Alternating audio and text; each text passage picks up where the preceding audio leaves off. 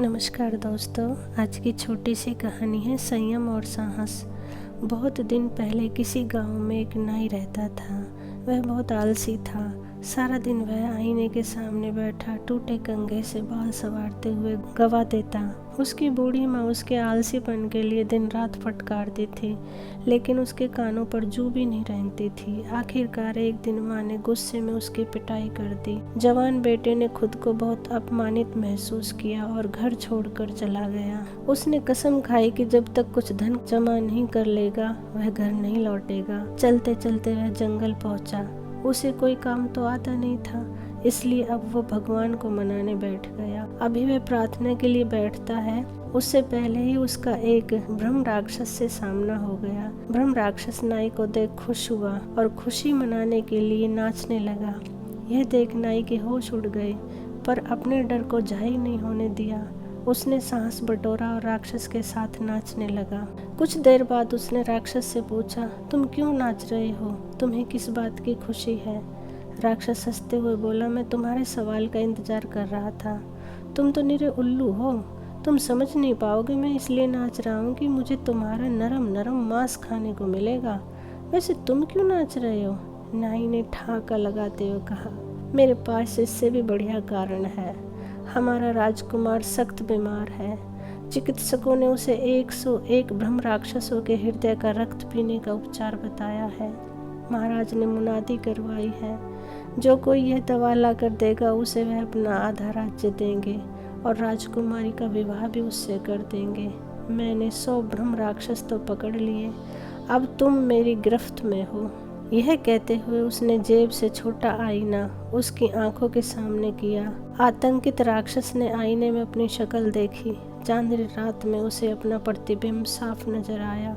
उसे लगा कि वह वाकई उसकी मुट्ठी में है। थर थर कांपते हुए उसने नाई से विनती की, उसे छोड़ दे, पर नाई राजी नहीं हुआ। तब राक्षस ने उसे 7 रियासतों के खजाने के बराबर धन देने का लालच दिया, पर इस भेंट में नाई ने दिलचस्पी न लेने का नाटक करते हुए कहा, पर जिस धन का तुम वादा कर रहे हो वह कहाँ है? और इतनी रात में उस धन को और मुझे घर कौन पहुँचाएगा? राक्षस ने कहा, खजाना तुम्हारे पीछे वाले पेड़ के नीचे गड़ा है।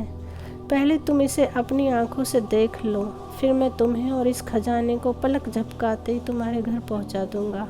कहने के साथ ही उसने पेड़ को जड़ समेत उखाड़ दिया और हीरे मोतियों से भरे सोने के 7 कलश बाहर निकाले। खजाने की चमक से नाई की आंखें चमक उठी, पर अपनी भावनाओं को छुपाते हुए उसने रौब से उसे आदेश दिया कि वह उसे और खजाने को उसके घर पहुंचा दे।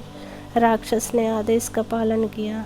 राक्षस ने अपनी मुक्ति की याचना की, पर नाई उसकी सेवाओं से हाथ नहीं धोना चाहता था, इसलिए अगला काम फसल काटने का दे दिया। बेचारे राक्षस को यकीन था कि वह नाई के शिकंजे में है, सो उसे फसल तो काटनी पड़ेगी। वह फसल काट ही रहा था कि वहां से दूसरा ब्रह्म राक्षस गुजरा। अपने दोस्त को इस हालत में देख वह पूछ बैठा। ब्रह्म राक्षस ने उसे आप बीती बताई और कहा, इसके अलावा कोई चारा नहीं है। दूसरे ने हंसते हुए कहा, पागल हो गए हो? राक्षस आदमी से कहीं शक्तिशाली होते हैं। तुम उस आदमी का घर मुझे दिखा सकते हो? हाँ, दिखा दूंगा, पर दूर से। धान की कटाई पूरी किए बिना उसके पास जाने की मेरी हिम्मत नहीं। यह कहकर उसने उसे नाई का घर दूर से ही दिखाया। वहीं अपनी कामयाबी के लिए नाई ने भोज का आयोजन किया और एक बड़ी मछली भी लेकर आया, लेकिन एक बिल्ली टूटी खिड़की से रसोई में आकर ज़्यादा मछली खा गई। गुस्से में नाई की बीवी बिल्ली को मारने के लिए झपटी, पर बिल्ली भाग गई। उसने सोचा बिल्ली इसी रास्ते से वापस जाएगी, सो वह मछली काटने की छुरी थामे खिड़की के पास खड़ी हो गई। उधर दूसरा राक्षस दबे पांव नाई के घर की ओर बढ़ा। उसी टूटी हुई खिड़की से वह घुसा। बिल्ली की ताक में खड़ी नाई ने तेजी से चाकू का वार किया। निशाना सही नहीं बैठा, पर राक्षस की लंबी नाक आगे से कट गई। दर्द से कर्राते हुए वह भाग खड़ा हुआ और शर्म के मारे अपने दोस्त के पास वो गया भी नहीं।